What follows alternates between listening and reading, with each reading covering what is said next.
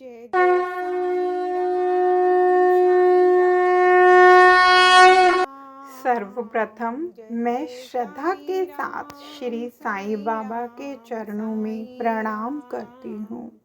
जय जय ओम साईं राम। श्री साईं सच्चरित्र अध्याय 36। शिक्षा। यथार्थ में बाबा ने कभी किसी से पैसा नहीं मांगा और न ही अपने भक्तों को ही मांगने दिया।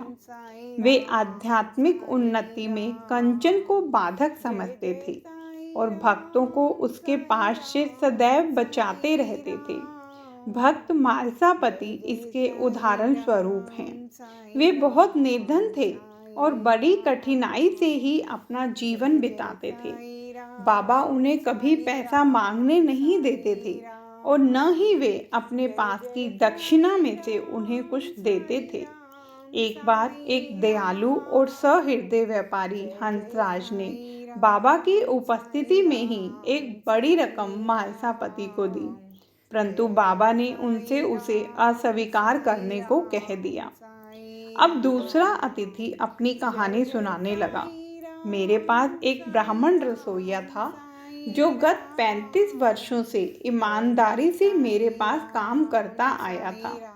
बुरी लतों में पड़कर उसका मन पलट गया और उसने मेरे सब रुपए चोरी कर लिए। मेरी अलमारी दीवार में लगी थी और जिस समय हम लोग गहरी नींद में थे, उसने पीछे से पत्थर हटाकर मेरे 30,000 रुपयों के नोट चुरा लिए। मैं नहीं जानता था कि बाबा को यह ठीक ठीक धनराशि कैसे ज्ञात हो गई। मैं दिन रात रोता और दुखी रहता था। एक दिन जब मैं इसी प्रकार निराश और उदास होकर बरामदे में बैठा था, उसी समय रास्ते से जाने वाले एक फकीर ने मेरी स्थिति जानकर मुझसे इसका कारण पूछा। मैंने उसे सब हाल कह सुनाया। तब उसने बताया कि कोपर गांव तालुके के शिरडी ग्राम में श्री साईं बाबा नाम के एक औलिया रहते हैं। उन्हें वचन दो तथा अपना रुचिकर भोज्य पदार्थ त्याग मन में कहो कि जब तक मैं तुम्हारा दर्शन न कर लूँगा उस पदार्थ को कदापि न खाऊंगा। तब मैंने चावल खाना छोड़ दिया और बाबा को वचन दिया, बाबा, जब तक मुझे तुम्हारे दर्शन नहीं होते तथा मेरी चुराई गई धनराशि नहीं मिलती, तब तक मैं चावल ग्रहण न करूंगा। इस प्रकार जब 15 दिन बीत गए, तब वह ब्राह्मण स्वयं ही आया और सब धनराशि लौटाकर क्षमा याचना पूर्वक कहने लगा कि मेरी मति ही भ्रष्ट हो गई थी, जो मुझसे ऐसा अपराध हुआ है। मैं आपके पैर पड़ता हूँ, मुझे क्षमा करें। इस प्रकार सब ठीक ठाक हो गया। जिस फकीर से मेरी भेंट हुई थी तथा जिसने मुझे सहायता पहुंचाई थी, वह फकीर मेरे देखने में कभी नहीं आया। मेरे मन में श्री साईं बाबा के दर्शन की, जिनके लिए फकीर ने मुझे कहा था, बड़ी तीव्र उत्कंठा हुई। मैंने सोचा कि जो फकीर मेरे घर पर आया था, वह साईं बाबा के अतिरिक्त अन्य कोई नहीं हो सकता। जिन्होंने मुझे कृपा कर दर्शन दिए और मेरी इस प्रकार सहायता की, उन्हें 35 रुपए का लालच कैसे हो सकता है।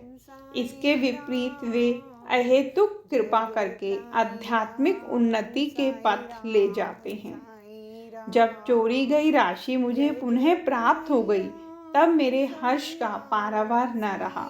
मेरी बुद्धि भ्रमित हो गई और मैं अपना वचन भूल गया।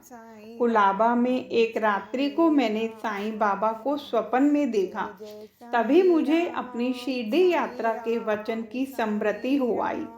मैं गोवा पहुंचा और वहां से एक स्टीमर द्वारा मुंबई पहुंचकर शिरडी जाना चाहता था, परंतु जब मैं किनारे पर पहुंचा तो देखा कि स्टीमर खचाखच भर चुका है और उसमें बिल्कुल भी जगह नहीं थी।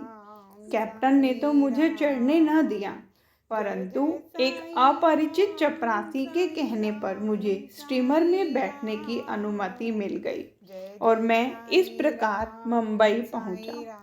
फिर रेलगाड़ी में बैठकर यहाँ पहुँच गया। बाबा के सर्वव्यापी और सर्वज्ञ होने में मुझे कोई शंका नहीं है। देखो तो हम कौन हैं और कहाँ हमारा घर। हमारा भाग्य कितना अच्छा है कि बाबा हमारी चुराई गई राशि वापस दिलाकर हमें यहाँ खींच कर लाए।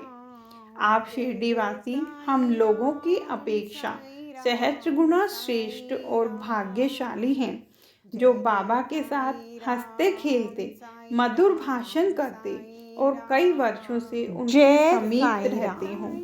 यह आप लोगों के गत जन्मों के शुभ संस्कारों का ही प्रभाव है, जो कि बाबा को यहाँ खींच लाया है। श्री साईं ही हमारे लिए दत्त हैं। उन्होंने ही हमसे प्रतिज्ञा कराई तथा जहाज में स्थान दिलाया और हमें यहाँ लाकर अपनी सर्वव्यापकता और सर्वज्ञता का अनुभव कराया। जय साईं राम।